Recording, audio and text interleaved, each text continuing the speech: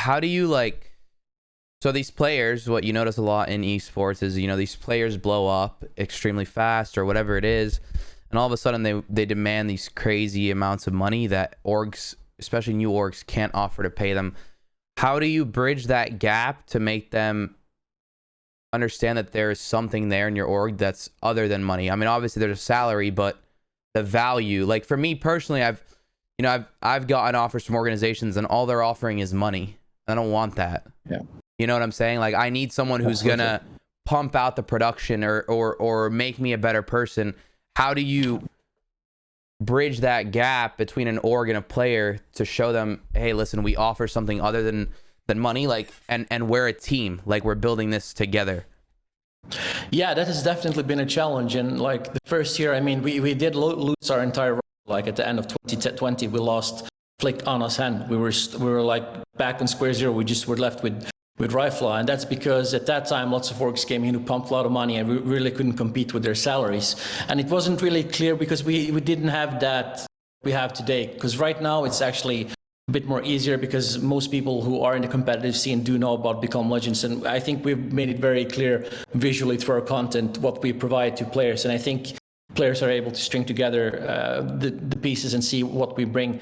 We do unfortunately still have to compete with some of the orgs who do bring a lot of money, because it is still a defining factor for many people. Like, you are at that age where you understand value proposition, what's important for you, and what brings value to you as a person and as your career. But I understand when you're like 15 and you're going from like zero to suddenly getting these paychecks thrown at you, that it's super lucrative to just grab the biggest one. So I don't blame the people for that at all. But I think I've also seen that many of them who enter these orgs for monetary purposes don't usually stay that long as well, because they understand, okay, this money really isn't making me a better player. It isn't growing my social. It doesn't really do anything except maybe put some food on my table, which is absolutely great. So the way I see, like, everything that has been solved with money usually isn't a long-term solution. It's more like of a band-aid. So we try to show the players and the content creators who we sign on that we provide something bigger than that. We show them, like, we have dreams. This is where we want to be in 3 years. This is where we want to be in 5 years. Do you want to be a part of this journey or not? It's like up to you. So if you are a part of this, you're here for the long term, and we're gonna get there together, one way or another. So that's what we do. Yeah, I think that also, like, it helps you really vet people who are doing it for the right reasons too. Oh, absolutely.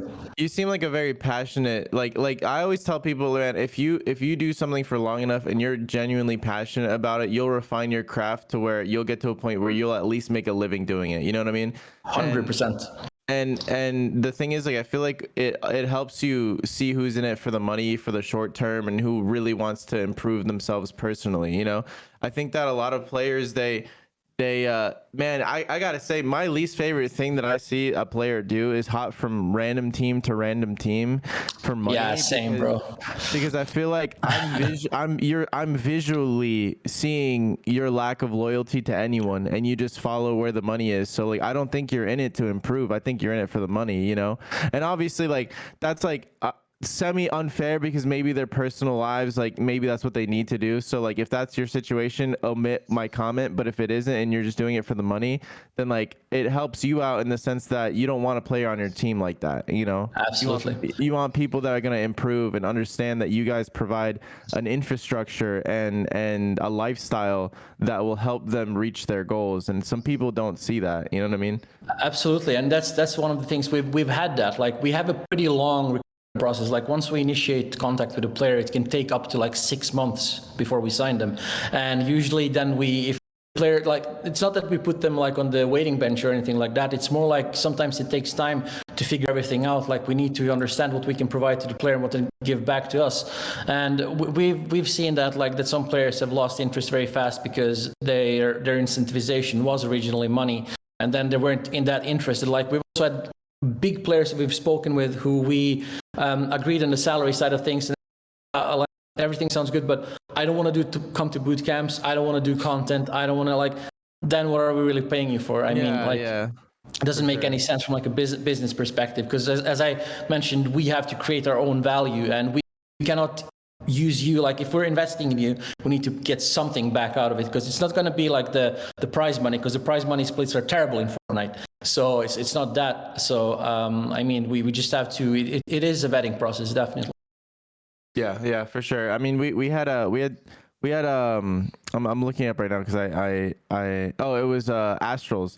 Astralis. Astralis, yeah. We had Astralis, the owner of that team, on the podcast, and he was telling us that when they vet their players, they do a personality test. They do everything. Like they get really in depth, and same thing with you guys. Like they had like a long vetting process before they actually make it on the team. Like they want people that are gonna subscribe to their lifestyle. Like they want to actually create champions. Like that's what their goal is. And and I think that to be on a team like that, you have to fall in line with those ideals, and money can't be your driving factor in what you're doing. You know what I mean? No, like it never should be. Like that's one of the things. And Astralis is also originally Norwegian. I think it's a very Nordic mentality, like both we and Astralis do think. And we've seen this in other orgs as well, like Ninjas in Pajamas and stuff like that. The way orgs are built up and structured. And even, I don't know if you remember the CSGO team North, they had like a very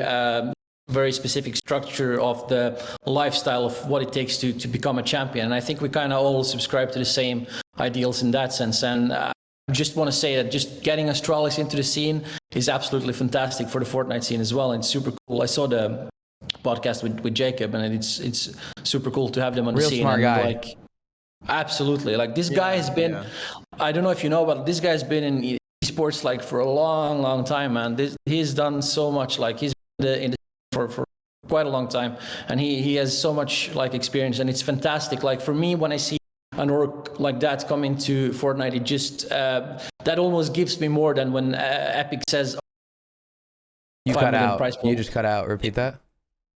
Oh, sorry. I was just about to say when I see like an org like Astralis come into the Fortnite scene, that almost gives me personally more pleasure than when Epic Games announces a new FNCS, because I know that Astralis is bringing so much value to the scene that one-time tournament cannot. So I think it's great to have them here, and that's why I also want to find an incentivization way to get more orgs like that into the scene, because I think they bring tremendous value. I think that I like.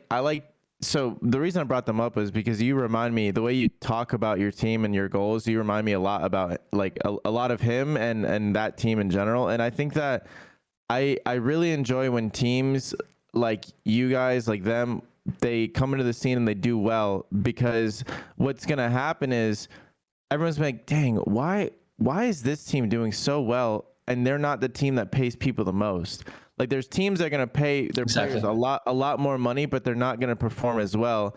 And people are going to start to wonder what that variable is, and the variable is going to be the pride in what you do, the fact that money isn't your driving factor, and like the fact that you're creating people to be winners. And I think that more teams like this need to enter into Fortnite, into other scenes, etc., to set that standard of like money isn't what gets you the best players. It's infrastructure, it's support, etc. Yeah, another thing to back that, like, I mean, this is nothing new. Like, I mean, sports has been around for over hundreds of years, and especially competitive sports. It's kind of funny, since I'm a Manchester City fan.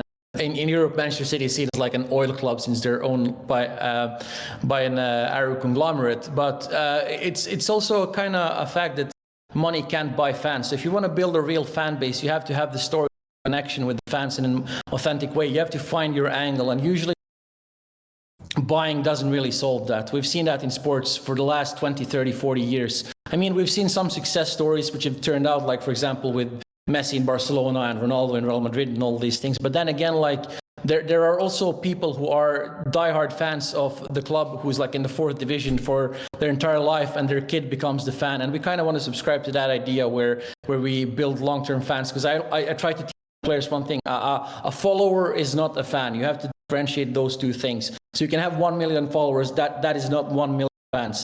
So you have to make sure that the fan base that you're building up is authentic, and I think that's the way to do it, by creating these championship stories, the hero to zero thing, and these things that the common man can feel connected with. Right.